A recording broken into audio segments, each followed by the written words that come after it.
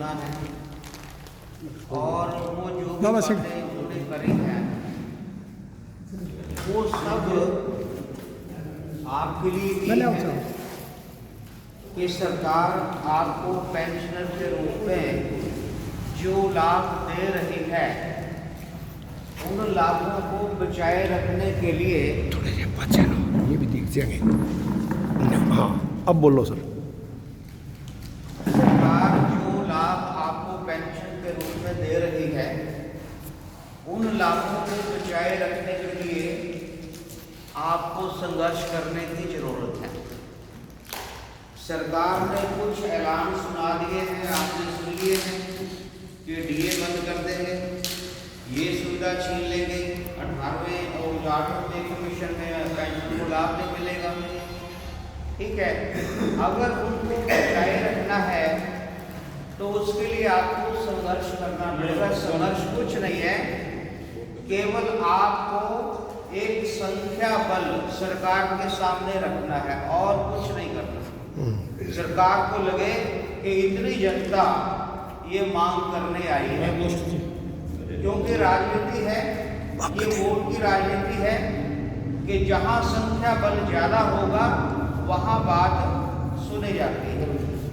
देखो, मैं government college में टीचर एसोसिएशन का प्रेसिडेंट रहा हूँ और हमारा ये जो पे स्केल था 7th वाला 6 था या 7 था, तो वो सरकार हरियाणा सरकार ने रोक लिया। केंद्र सरकार ने दे दिया यूजीसी वाले पे स्केल, उन्होंने घोषित कर दिए, लेकिन हरियाणा सरकार ने रोक दिया, अफसरों ने रोक दिए।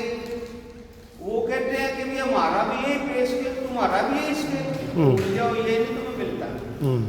तो उसके लिए टीचर एसोसिएशन ने पूरे हरियाणा स्तर के ऊपर संघर्ष किया, एकजुटता दिखाई और रोहतक में सीएम हुड्डा साहब होते थे, रोहतक में जाकर के धरना प्रदर्शन किया।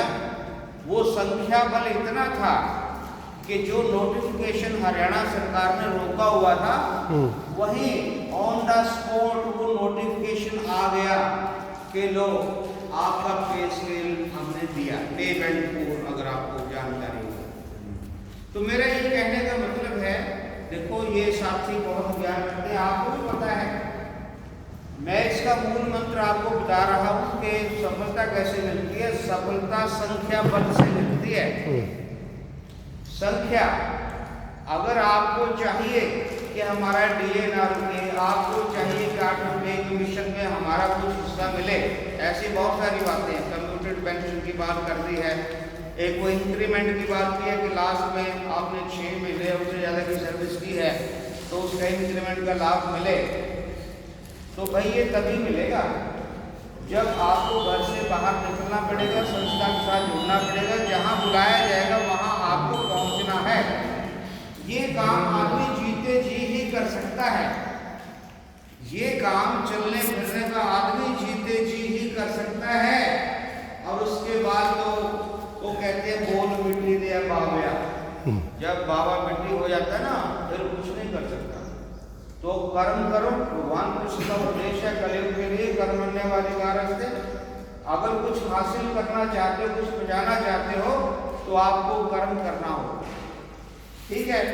और दूसरा, देखो शर्मा जी ने एक बात एलटीसी के बारे में बताई कि वो इसको बंद कर देंगे। वो कह रहे हैं कि वो तो आपको छुट्टी लेके फिर ट्रैवल करना है, उसका कंसेशन है।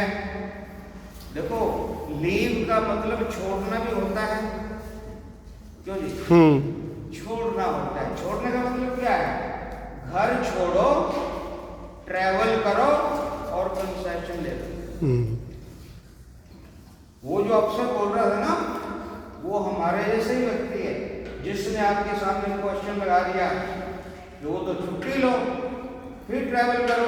आप तो घर बैठे हो, आपको तो छुट्टी है ही नहीं, आपका बनता ही नहीं है। लीव का मतलब ये शाब्दिक अर्थ है, घर छोड़ो, ट्रैवल करो, कंसेशन। और ये जो एलटीसी है ना, ये टूरिज्म को बढ़ावा देती है। टूरिज्म एक इंडस्ट्री है, इससे बहुत लोगों को रोजगार मिलता है। लोग घर से बाहर निकलते हैं, पैसा जेब से खर्च करते हैं तो लोगों की दुकानें चलती हैं, परिवार चलते हैं। ये है इसके पीछे कॉन्सेप्ट। तो फिर कभी बात हो ना कि आपका तो इलेक्ट्रिशियन बनता ही नहीं है, आपकी तो छुट्टी कोई नहीं होती, आप तो रिटायर हो चुके हो, तो ये उसका उत्तर है। यानी मौके पर हाजिर जवाबी बहुत काम करती है। ये तो बताइए। तो मेरी शुभकामनाएं हैं आपके संगठन को। मैं बलराज जी को नमस्कार करता हूँ, ये घर पे आए थे, मुझे जोड़ा, ठीक है। और भी कुछ बातें हुई, मैंने अपना दृष्टिकोण भी स्पष्ट किया कि मेरा तो ऐसा है, लेकिन ये ऐसे हंसते रहते हैं ना, ये मन मोह लेते हैं। कल डॉक्टर साहब का फोन आएगा, मगर जी बिल्कुल, उसके बाद ट्रेन का फोन आ गया, कहा मुझे पता है 9 बजे पहुंचना है। तो ये आपके जो प्रयास है ना, ये असर डालते हैं, मुझ पर भी डाला। मैं वैसे निश्चित व्यक्ति हूँ, दाल रोटी में मस्त रहने वाला हूँ, लेकिन नहीं, ये जो लोग कर रहे हैं ना, ये कोई एक आदमी की बात नहीं है, ये तो आपके साथ परिवार में आने वाले और भी लोग रिटायर होंगे, ये उनके हितों की बात है। जो इन्होंने वो बताया है ना कि वो पेंसिलिन का प्रोकिन पेंसिलिन, अगर उसने रिएक्शन नहीं किया तो टीका लग जाएगा। अब सरकार आपको टीका लगा रही है कि आपका डीए बंद करेंगे, आपको ये नहीं देंगे, आपको वो नहीं देंगे, वो आपका इम्तिहान ले रही है और आप चुपचाप बैठे रह गए, तो वो फिर उसको अपने लिए लागू कर देंगे। सरकार पैसा बचाना चाहती है। अरे पैसा क्यों बचाना है? यहाँ एक तरफ तो आप फ्री में बहुत सामान लेते हो और हमारा जो गणता हक है उसे आप रोकने की कोशिश कर रहे हो। सरकार में तरह तरह के लोग होते हैं, ठीक है, लेकिन जागरूक रहो, संतुष्ट रहो, मुकाबले में खड़े रहो, ये सबके हित में है। धन्यवाद। वाह जी वाह जी, ताड़ी बजाओ यार जोरदार।